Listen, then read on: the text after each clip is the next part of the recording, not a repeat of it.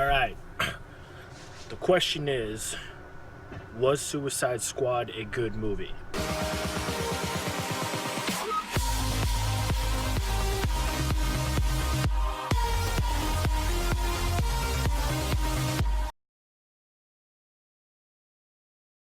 So if you guys didn't know, Rotten Tomatoes gave Suicide Squad a pretty bad review. And honestly, this is what I think of it.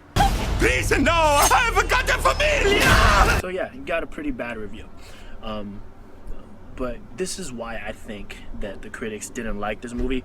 It's because of the fact that, the critics get paid to kind of really psychoanalyze the movie almost, look into all these details about the movie and not just enjoy the movie as a whole.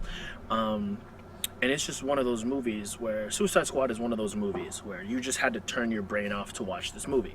And as a critic, that's not your job. That's not what you're supposed to do. And I think that's why I got a low score. But if you walked in like I did, paid the money, sat down, turned your brain off, and just watched the movie, it was a pretty good movie as a whole. I actually really I enjoyed it. I'm not gonna say like I absolutely loved it, but I liked the movie. You know, if I was offered a chance to go see it again, I might go see it again. But there are a lot of facets to that movie that I liked, didn't like. And going back to the critic thing, there were a couple of moments where I was sitting there like, okay, I kind of understand why this movie got negative reviews. Parts of it, like a lot of it was just kind of, they're a bunch of misfits. That's what the characters were. They were a bunch of misfits thrown together into the situation where it was either help out or die. That's basically what it was. And so the movie as a whole, that's what it was: help out or die. Let's start out with the things I did not like.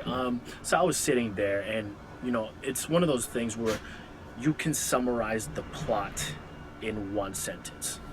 Introduce a bunch of characters, send them on a rescue mission. That's the plot.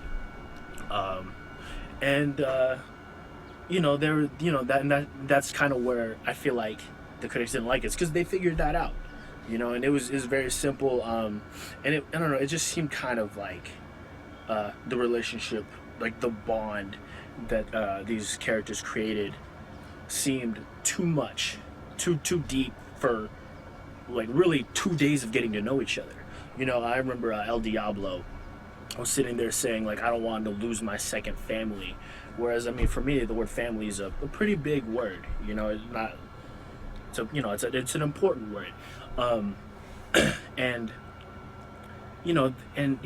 After basically they meet them, they kind of get in their little squabble. Then they go have a beer, and then all of a sudden they're family. Like, I don't know, it just feels like there's something a little bit more than that. Like, you can delve into it and say like, oh, it's because they they understand each other on such a deeper level, or they're put in this intense situation that strengthens the bond.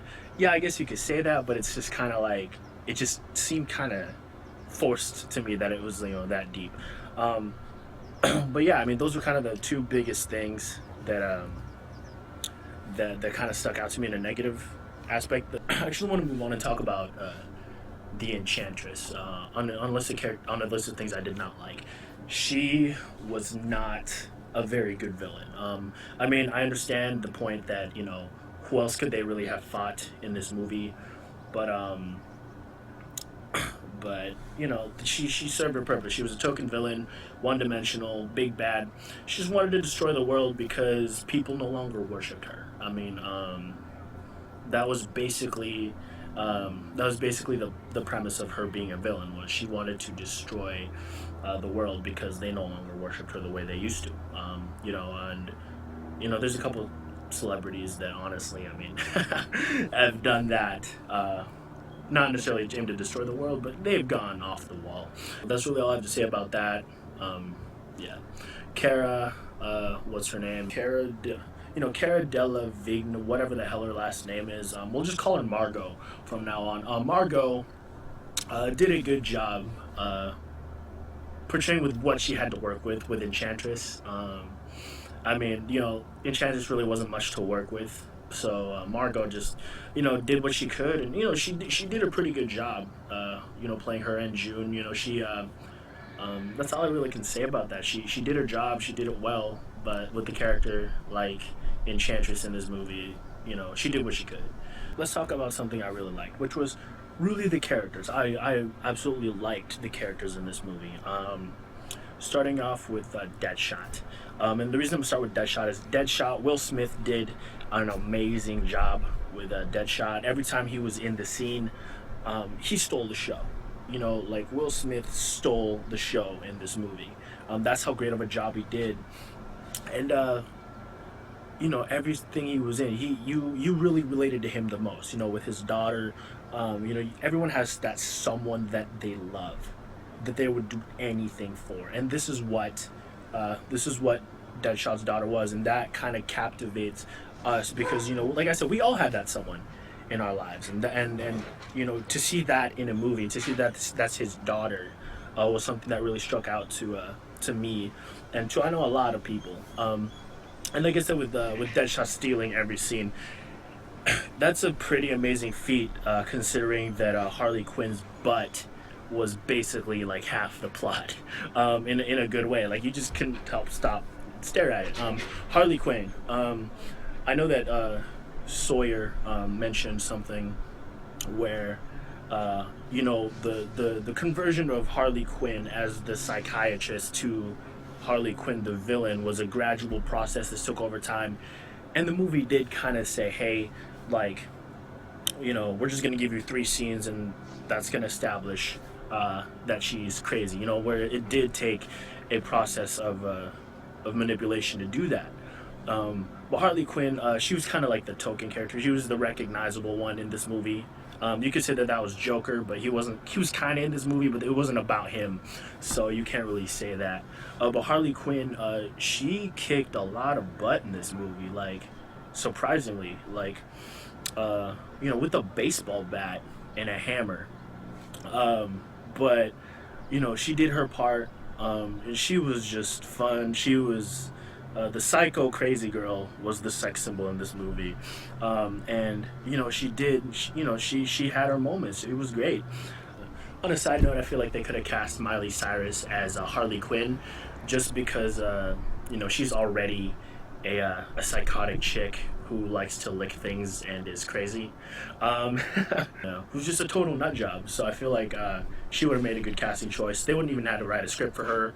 Like on the script, they would have just said, "Let Miley be Miley, and you guys do y'all's thing, and work around her." I feel like that would have worked out.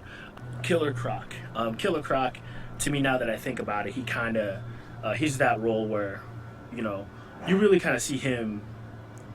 He kind of epitomizes that lesson that beauty does come within. I'm beautiful. He has like 3, 4, 5 lines in this entire movie. And every time it was showcasing himself, and it was amazing to see that, this guy just, he said in the movie they treated him terribly and he turned into a crocodile basically because of what he looked like. Yet when he allows his human side to come out, it's like he's funny, he's pretty smart, and you can kind of see that he has a lot of human intellect with him, and he still has that soul that makes us human. He just chooses not to use it because people don't allow him to see that within to show that side of himself. But when he's put in a situation where you see that, where he can let that side out, it really shines through. Slipknot's death, I think that's his name, Slipknot. I don't really care. He was that insignificant. He was there to be fodderdized.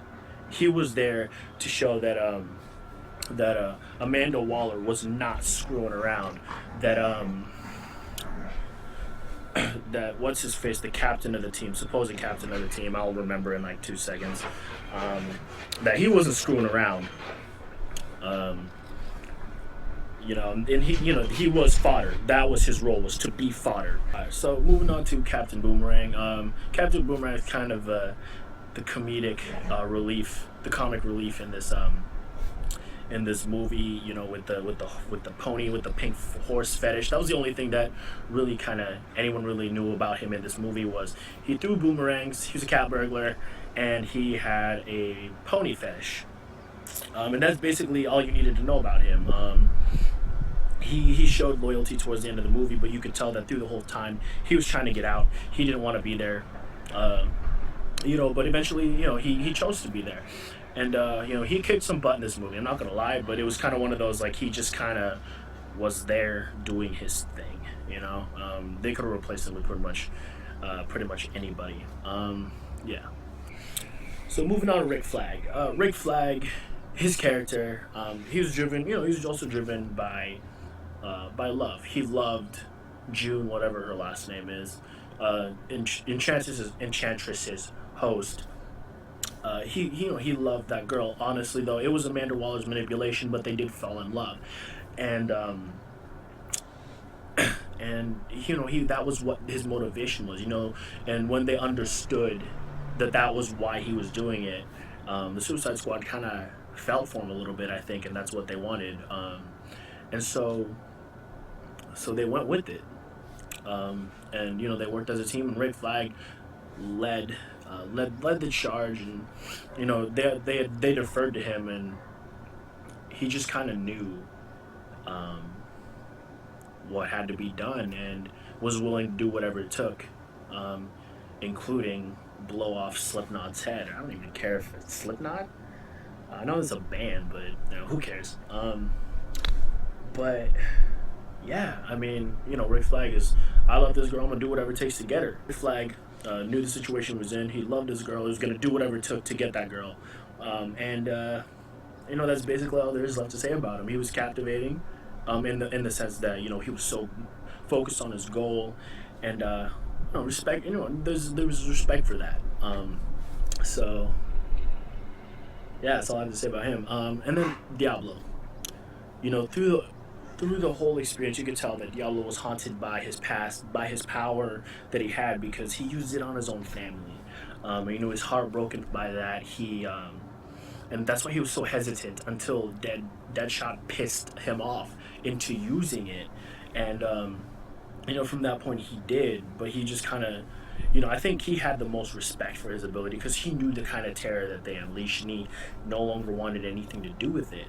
And so he kind of lived through this movie, and you can tell that he was kind of searching for some kind of redemption along the way for himself, not for anybody else. He wanted to stop using his power, and he just wanted to die in silence. But he didn't want to be a weapon. But when the opportunity came, he made himself a weapon and ended up redeeming himself. When he died at the end, you could tell that he had redeemed himself. If this movie gets a sequel, if he's put in, if they were to put him in another movie, it would be kind of pointless, because his sole purpose to himself had been fulfilled, which was that he wanted to redeem himself, and in his own eyes, he did. Katana,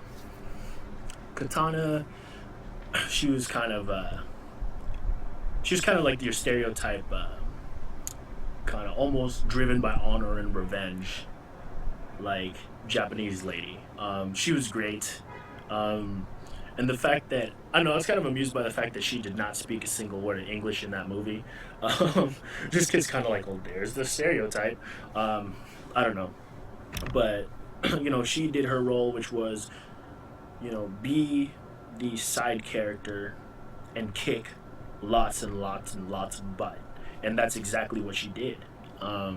She showed up, kicked ass, took names. Well, really took souls if you think about it, because Katana absorbed the souls of their victims. But then you also kind of got to see his human side of her, right before she goes into the final fight. Just because you see her talking to her husband, whose soul had been captured by that sword, and she mourns for him still after all this time. She still loves her husband, and you just kind of got to see that softer side of her, which is great to see. Whenever you have a badass character like her, it's nice to see that they're still human, and that was kind of a nice touch on their part. But yeah, so it's kind of just I like the characters as a whole. But but that, that last fight, I do feel like I feel like Margot's character should have died at the end, should have stayed dead at the end. I don't know. I just feel like that would have been a more impactful kind of thing. Um, but yeah, yeah. So they're sent on this mission, right? And it's basically save said known person. So they went and did it. They encountered a lot of Enchantress's kind of minions along the way. Destroyed the crap out of them. Harley Quinn's elevator scene was legit. And she basically beat them there. And it was cool in her own way. Yeah, again with the baseball bat. She should use the hammer more. And then they find out that it's Amanda Waller manipulating them to save her. And then Waller takes off, but then they decided to go get Enchantress because they figured out, what I alluded to kind of a little bit earlier, that it was Rick Flag's girl that needed the saving. So they said, "Oh, screw it, we're not going to do it." And Rick Flag says, "Fine, don't." And then they realized, "Oh, you know what, we're going to do it anyway." So they did. And then the fight scene was okay. The plot, like I said earlier, was can be summed up in one sentence, so I'm not going to talk too much about it. I kind of pieced it a little bit together here and there in the video. And I kind of did this video in kind of bits and pieces, and kind of almost like just a discombobulated kind of mess thrown into a decently lined up message, which is basically what this movie did, and that's kind of why I aimed to do it this way. But it served its purpose. It's great entertainment value. I would go see it again. Now that I think about it, I know I said earlier that I wouldn't, or I'd consider it again, but I think I would. But yeah, it was an enjoyable movie. You saw a bunch of misfit characters kind of find their place in this unit, and then just blow a bunch of stuff up. So yeah, that's kind of all it was. Yeah, but take a moment to talk about the post-credits scene, which kind of makes me question, Suicide Squad in this way. The post-credits scene is basically Bruce Wayne sitting down with Amanda Waller and doing this. If I told you we were putting a team together, who's we? Yeah, so that's basically what he did. And then he kind of mentions in there that you can shut this project down. So what Batman is basically saying is, you don't need the Suicide Squad anymore. You're going to get the Justice League. That is what he is saying. So that kind of makes me question the future for the Suicide Squad. Do we need them to come back again? Or are they going to be the villains in the next movie? Which is going to be, if Justice League and Suicide Squad ever meet up, because you spent this movie being sympathetic to the Suicide Squad. Then you're going to see the Justice League come in, and you're going to root for them. And what if they fought in the future? And I think maybe that's something that's going to happen, later on. That'd be cool. Yeah. With all that being said, the characters kind of saved the movie for me. They were fun. They interacted great. The plot itself was kind of like I said, introduce everybody, give them little factoids on the side, and then send them on a rescue mission, blow some stuff up, and then call them a family at the end. Kill off a couple of them, we're good. So yeah, with that being said, I intentionally kind of, like I said earlier, I intentionally did this as kind of like a discombobulated mess, just to kind of showcase what the movie is kind of like. If you liked my review, go ahead, give me a thumbs up, subscribe to my channel. If you did not, then that's okay, because I know Amanda Waller, and those little injector thingies she's got one saved for you. I'm just kidding. But that being said, have an awesome day. What else is there to say from here except go watch this movie? You should see it at least one time. We'll leave it at that. All right, have an awesome day.